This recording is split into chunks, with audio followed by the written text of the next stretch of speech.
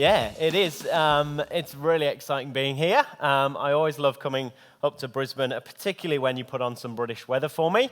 That's great. So yeah, beautiful summer's day for me here. It's actually warmer here today than it is in my hometown of Bradford in the UK, and we are in the middle of summer over there, so it's great. We will be getting the barbecues out. I'd have shorts and t-shirt on today. It would be beautiful. But no, it is good to be here. Thank you. I want to just first start by, I want to thank the worship team this morning. I travel a huge amount and I visit churches all over the place. And this week particularly, we've been here training 2 new churches in a new service that we're offering called CAP Job Clubs. And I'll briefly touch on that later in my talk. But that was on Thursday and Friday, pretty much all day. We landed on Wednesday. Saturday, we spent the day training nearly 15 churches, I think it was, in our CAP Money courses. That nearly 100 people sat in here yesterday to be able to deliver those courses. And then getting up again this morning, and I feel a bit weary. If I'm honest, I get to the end of the day and I think, okay, I've got to go again. And do you know what? What I love when I travel and I go into churches, and it doesn't matter which church it is, whether it's some high Anglican church in the centre of the city or a rural church with 10 people, singing songs to a CD. What I love is that I can stand in a group of people who just want to worship God. And this morning, that worship just brought a refreshing to my soul. And that's great. And so thank you, worship team, for that this morning. I appreciate that. Oh, yeah, definitely. Let's give them a clap. And then I want to just honor Nathan. I'm sure you guys know what an amazing job this guy is doing for you. But again, this morning, he was the one turning up early to allow me and Sam access to the building throughout this week. He was there until we closed up each day. And so, Nathan, I just want to honor your time. Thank you. And also your family for letting him do that and come and do that. And so thank you. And just thank you for this opportunity. I am passionate about CAP, not just because they pay me. I'm passionate about CAP because of what I've seen it do, what I've seen it do personally in the lives of individuals. I was a church leader in a small church in the city of Bradford back in the UK, and I saw CAP work incredibly miraculously through lives of individuals. And I'm going to share very much my testimony of seeing that outwork. And I just want to give you a slight warning. I think, was it Warren this morning who prayed for me? Warwick this morning who prayed for me. I'm going to blame him, by the way. If any of you walk out of here feeling incredibly challenged or slightly concerned that you might need to change how you approach this, it's all Warwick's fault. He prayed that you would all be challenged and that my words would be an arrow to your heart. So it's nothing to do with me. It's all Warwick's fault. So there you go. So go and speak to him if you are incredibly challenged by what I share this morning. Do you know what? I also love this morning that prophecy you brought, Isaiah 60. I'm actually going to share from Isaiah 61. And it just follows nicely on from that prophecy that was brought this morning. Yes, most of you noticed I am a Brit. Hopefully you'll understand most of the things that I say. And yes, we did beat you in the rugby yesterday. Yee! Woo! And I thought I would mention it, Nathan, so that's great. So, hey, we don't get many options, and for the fact that you're such a small population, well done, to be fair. You really shouldn't be even competing against us when it comes to rugby. But you do. Now that I'm trying to give you encouragement, you do. I'm always amazed at how Australia seems to always end up fairly high on the Olympic tables when really there's no one here to do anything. But you do well. So, no, it's great. It's good. And I definitely feel put in my place as a big sports fan when I arrive here because clearly we suck at most things, I think, is the term I will use. Your centre, your CAP Debt Centre here has been going just short of 4 years. Guys, that, I've got to say, is amazing. It's hard work. Paul and Graham and many of you will also know Les beforehand work hard. They work hard to go into the homes of many people. And really excitingly, and I hope I get a bit of an applause for this. Really excitingly, this year, Paul, Les, and Graham total together, this year you have actually been into the 100th home in this area. Isn't that great? Now, some of our centres have seen significantly more, but do you know what? These guys don't have a huge amount of time. They give a day a week. There's holidays in there. There's actually large amounts of time that they've taken off due to personal issues as well. So to actually have seen 100 clients with the availability that these guys is astonishing and amazing. Just to give you a few more facts around that, takes about 5 to 6 years to get people to a position about being out of debt. So you're starting to get to that point where you're going to see more and more people, and we can celebrate more and people debt-free. But so far up to this point, we've had 16 families go debt-free. That's 16 families who woke up this morning and didn't have to make a choice about whether they put food on the table. It was a privilege to put food on the table. They went to Coles this weekend, and they were able to afford the food that they bought. They weren't worried about whether they could meet the payments of a bill or rent or mortgage. 16 families who've been released from the depression and hurt that is caused by debt. We are still working with another it's about 25 to 30 families of that 100 on their journey to getting debt-free. Another 30. That would take us to a great, astonishing number of people debt-free through this work.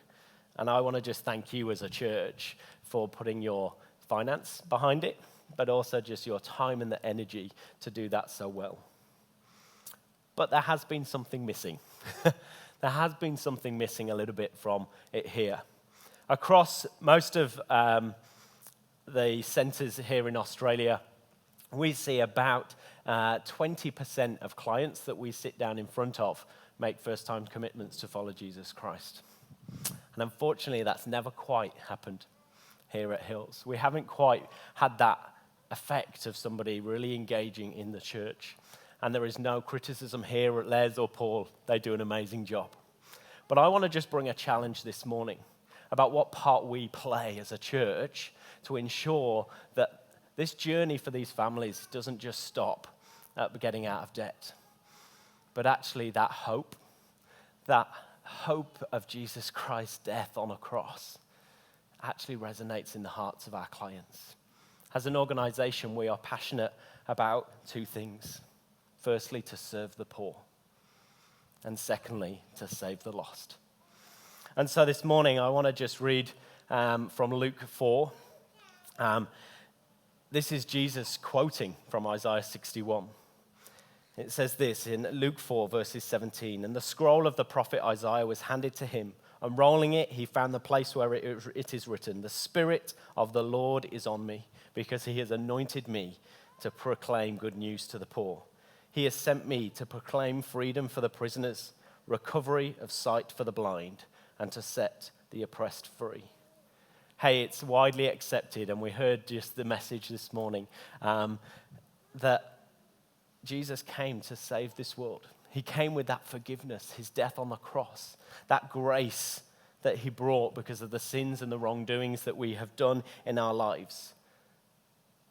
To restore relationship between us and God. But actually, these verses highlight something a little bit more about Jesus' ministry. He didn't just come and die on a cross and save us. He actually highlights that his ministry came to fight injustice, to set the oppressed free. I tell you now, the homes that we go into, the clients' lives that we come across, these guys are in prison. One of the very first clients that I went to go and see when we opened our Cap Debt Centre was a very young couple called Donna and Ed. They had 2 children called Neve and Owen. When our centre manager turned up at their home and opened their door, there stood this couple who around them there was very little. They had actually a fairly decent TV, but I'll talk about that later. But all that there were two beanbags that the children sat on. There was a small sofa that Donna and Ed could barely sit on. There was no dining room table in the kitchen. The house fitted on a postage stamp, and to be fair, most British houses do, but this was just even smaller. They were so terrified of somebody knocking on the door and asking them for money that every single day their curtains would be permanently drawn. They would never turn on a light in the house in the evening so that anyone who did turn up would just assume everybody was out. The TV was always on at a very low volume. They basically imprisoned themselves in the world of their house because they were so fearful that there was of somebody asking for money they didn't have.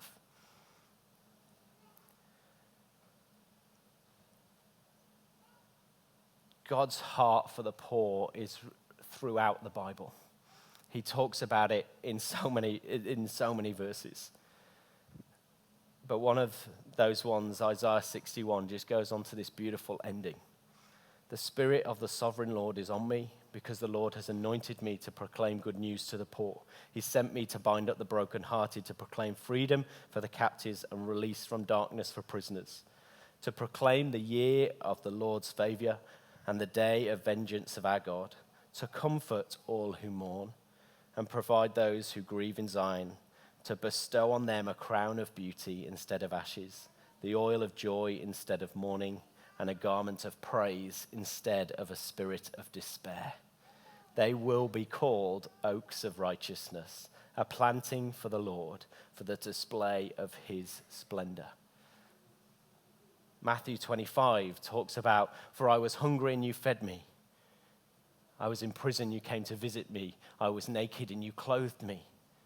It calls us as brothers to make sure that nobody in our midst goes without. Jesus challenged the wealthy to give to the poor. In Acts, it says that they sold their houses, their land and possessions to help the poor and anyone who was in need. And it says that nobody was in need amongst them. Nobody was in need amongst them. Jesus wasn't just declaring his ministry when he made that statement from Isaiah 61. He was outlining a mandate for us as Christians. If we are there to replicate Jesus' life in our own lives, our mandate is clearly outlined to fight injustice and serve the poor. So practically, what does this look like? Well, I want to tell you a little bit more about Donna and Ed and just the way that our church stepped up and saw their lives completely transformed. In all honesty, when I started working at the church and we heard about Christians Against Poverty, I knew there was a need of debt in our community, and we said, yeah, this is probably what we need to do. But actually, I was probably full of a lot of cynicism. I used to often comment about the fact that all our clients would have big TVs, or the sofa seemed like it was always brand new. And that was something that just rested on me, that cynicism around how people had got into debt. Surely it's just the fact that they've overspent here and overspent there. When Donna and Ed came into contact with CAP, Kate, our centre manager, thank goodness for her, she wasn't full of a whole load of cynicism that I was. She walked into that home and she said to them, we've got a hope and a solution for you. She worked with them, she collected their information as Paul and Graham do here. And he sent that off to our head offices, and a solution was put together. And in about 3 years, it looked like that Donna and Ed would be out of their debt. But after a week or so, we got a phone call from CAP just saying that in negotiations with their landlord, he's decided that he wanted them out. He had actually accepted the terms that we'd negotiated, but he now wanted out. He wanted tenants that were more likely to pay. Actually, kicking them out, he was now likely not to get anything, but he just wanted out. He actually gave them 24 hours. Why I'm so passionate about CAP is because we partner with the local church. CAP at that moment suddenly go, we can't do anything else. And so what they do is they phone the church. And I got a phone call from CAP. And they said, Dave, Donna and Ed have been given 24 hours to get out of the home they're in. What can you as a church do? Well, immediately I was good old Christian head on, hire a van, we'll distribute their furniture around the city, and we will start looking for somewhere else for them to live. But do you know what? In me still was that cynicism, that I wonder how they got into debt. And so I hired the van, and me and my wife drove down to Donna and Ed's house, and we parked up outside.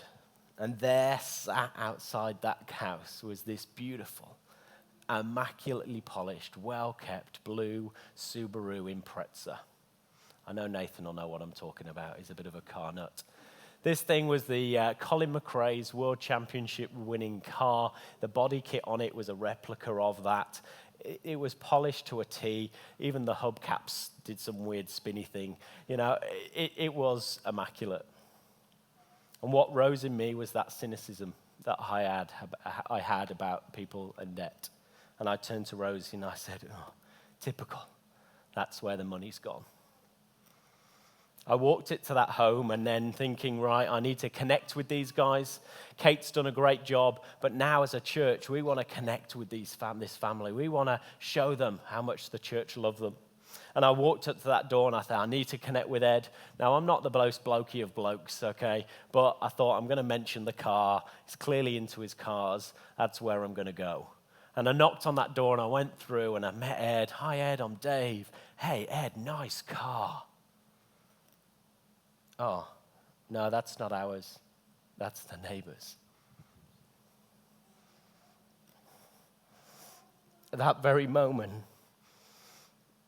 that grace of God just washed over me. I got a very quick image of the day that I gave my life to God, sat on the corner of my bed, having been bullied at school, and just calling for God to be at the center of my life. I remember crying out, God, I need you, and I'm sorry for the things that I've done wrong. And guess what? God didn't ask me about any blue Subaru Imprezas that I might have had in my life. He didn't ask me about every sin that I'd committed up to that point. He just said, Dave, I've already died on a cross for you.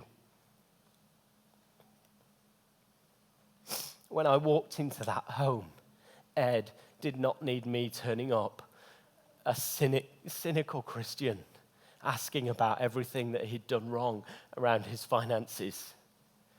He needed me to walk into that home and say, Ed, we're here to sort you out, help you out, serve you, and show you how much God loves you. Hey, I didn't break down at that moment at the door. I brushed off the comment that Ed said and we moved on, and Ed knew nothing about it. I actually spoke to him maybe 3 years later about the incident, and he had no idea. He just thought it was a flippant comment. But I knew in my heart that at that moment I needed to brush off the cynicism that I had about the way people got into the troubles that they got into. I needed to be more willing to recognize the grace that the God had shown me. I love that verse that was brought. You know, we are here and we love because God loved us first. And all I needed to do was remember that God loved me first. And therefore I was going to love Donna and Ed in that same way.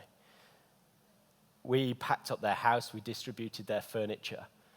And as a church, we then began to gather around them and support them. And one of the things that I did was I needed to get these guys a meal for the night. We still hadn't actually got them anywhere to stay. I phoned this lovely lady in our church, and I phoned her because she made the most beautiful lasagna. And I thought, hey, that's a meal sorted.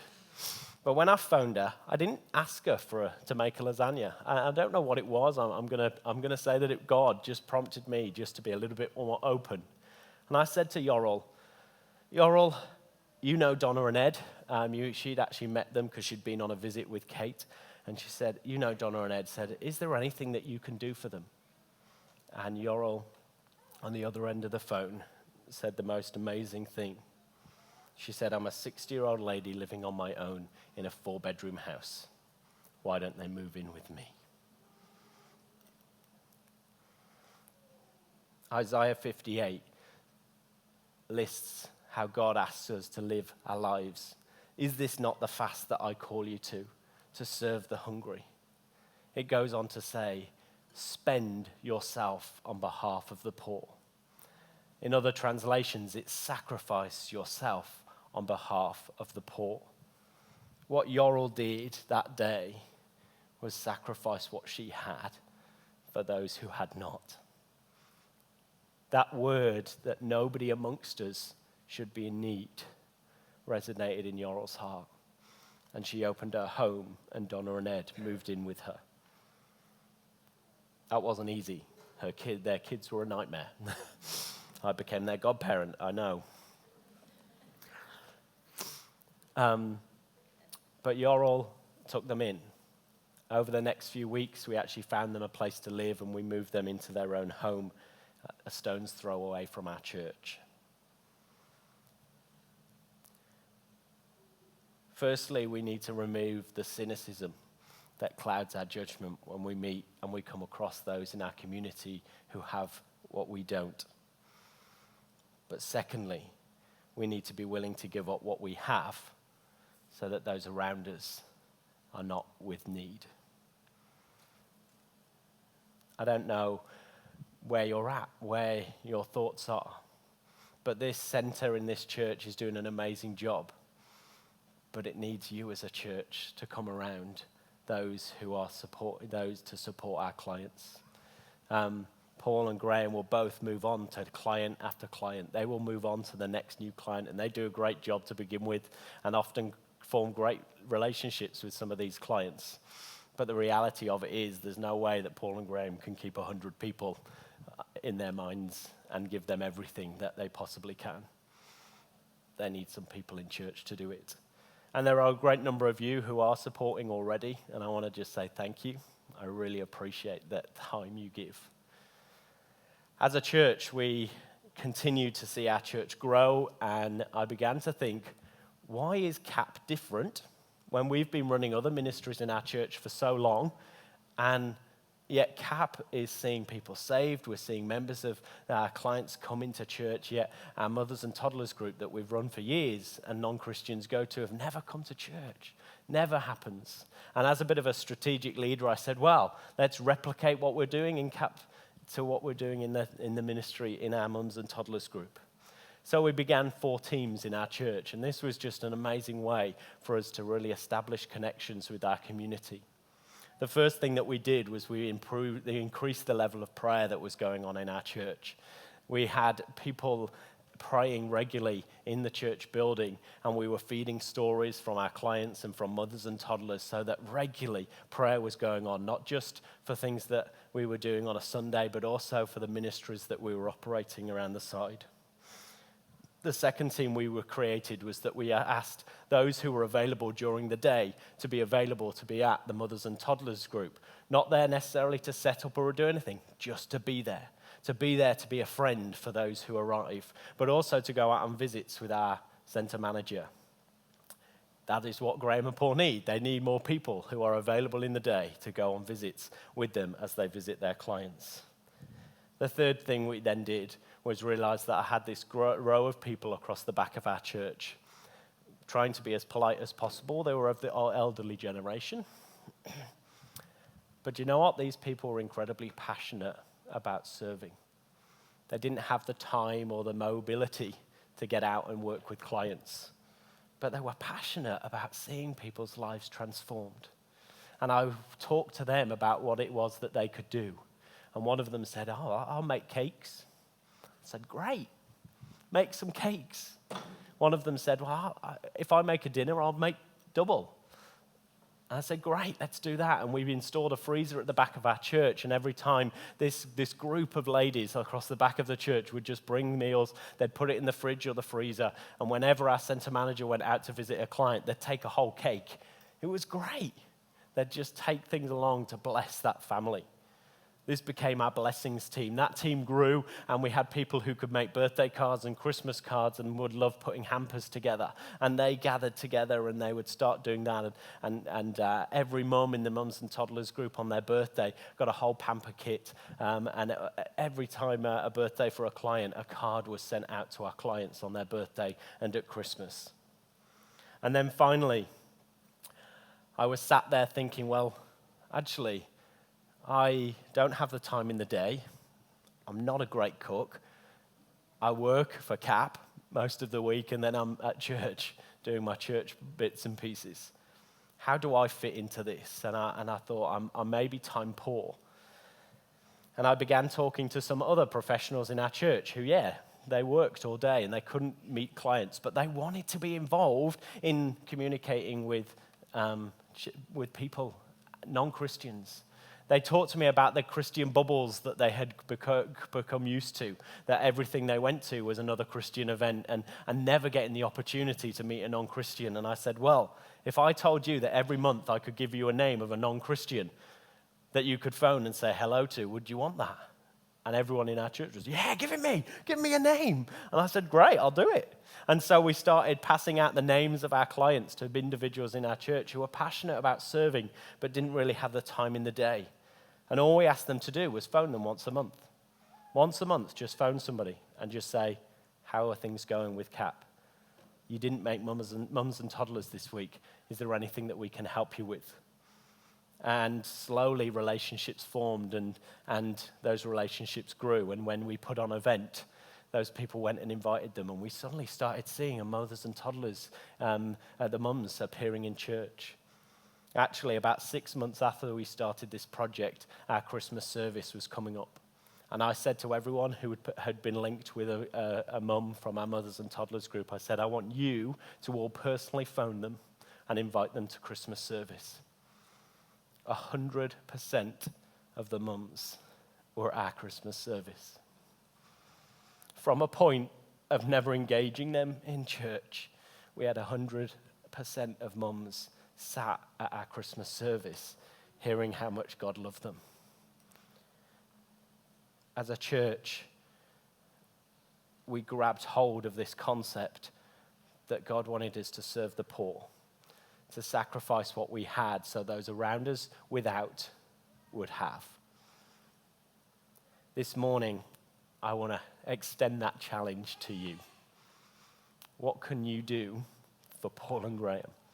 What can you do for those clients within the debt centre here at Hills? And you know what? I'm going to extend this further.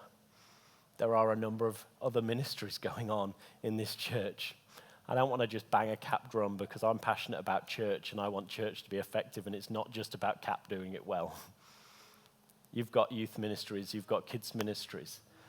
What can you do to support and ensure that the effectiveness of those things are happening? But I am going to say, come and tell us if you can support and want to get involved in a client's life. At the end, we're going to be at the tables at the back, and come and see Graham, come and see Paul, and we're going to take your names down, and they'll give you something to do. We just want to see clients starting to be connected with you guys, because Donna and Ed went on to give their lives to Christ.